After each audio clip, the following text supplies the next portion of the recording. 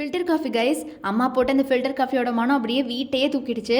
பக்கத்தில் நின்று இந்த மாதிரி வீடியோ கேப்சர் பண்ணவே என்னால் முடியல. அவ்வளோ ஆவி பறக்க பறக்க இந்த மனம் பார்த்திங்கன்னா என்னையும் கட்டுப்பாட்டை இழக்க வச்சிருச்சு. பட் எனக்கு நானே பார்த்திங்கன்னா காஃபி டீலாம் தொடக்கூடாது அப்படின்னு கண்ட்ரோல் பண்ணிக்கிட்டேன். அப்புறம் எல்லோரும் காஃபிலாம் சூப்பராக குடிச்சு முடிச்ச அப்புறம் இங்கே பார்த்தா என் தம்பி உள்ளேயே விளையாடிட்டு இருந்தான் சுற்றி சுற்றி.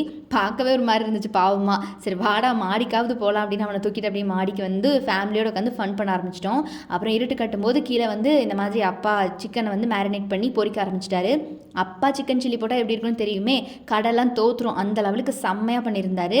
வேறு லெவல் டேஸ்ட் கைஸ். அம்மாவும் அதுக்கு போட்டி போட்டுட்டு நான் சளைச்சவை இல்லை அப்படிங்கிற மாதிரி மட்டன் பிரியாணி பண்ணியிருந்தாங்க சீரக சம்பா ரைஸில். இதுவும் தரமாக இருந்துச்சு. அதுக்கு இந்த மாதிரி தயிர் பச்சடியும் அம்மா வச்சுருந்தாங்க. ஸோ பார்த்தீங்கன்னா சைட் டிஷ்லாம் எதுவும் வேணாம், அந்த சிக்கன் சில்லிக்கும் இந்த பிரியாணிக்கும் அப்படியே காம்படிஷன் தான் போயிட்டு இருந்துச்சு. அப்புறம் சாப்பிட்டு முடிச்ச அப்புறம் நானும் என்னோட இன்னொரு தம்பியும் பார்த்திங்கன்னா இந்த மாதிரி கலரிங்லாம் பண்ணிட்டு இருந்தோம். எவ்வளோ அழகாக ரெட் கலர் கொடுத்தான் பார்த்தீங்களா. ஃபைனல் டச் சூப்பராக பண்ணியிருந்தான். அப்புறம் பார்த்திங்கன்னா என்னோட குட்டி தம்பி இந்த மாதிரி விளையாடிட்டு இருந்தான் என் கூட. ஸோ எஸ், இன்றைக்கி எல்லோரும் ஊருக்கு கிளம்புறாங்க. எல்லாருமே ரிட்டன் ஆகுறாங்க. ஆல்ரெடி ஒருத்தன் போயிட்டான். இப்போ எல்லோரும் மொத்தமாகவே கிளம்பியாச்சு. ஸோ பாருங்கள், வீடு வெறிச்சோடி போயிடுச்சு. அப்படியே ஒரு மாதிரி சேடாக உட்காந்துருந்தோம் நான், அப்பா, அம்மா 3 பேருமே. இந்த மாதிரி அப்படியே ரூம் ஜன்னல் வழியாக எட்டி பார்த்துட்டு அப்படியே கொஞ்சம் அலோனாக வைப்பில் பண்ணிவிட்டு ஓகே தூங்கலாம் அப்படின்னு அக்செப்ட் பண்ணிவிட்டு தூங்க ஆரம்பிச்சிட்டேன். ரொம்ப டயர்டாகவும் இருந்துச்சு.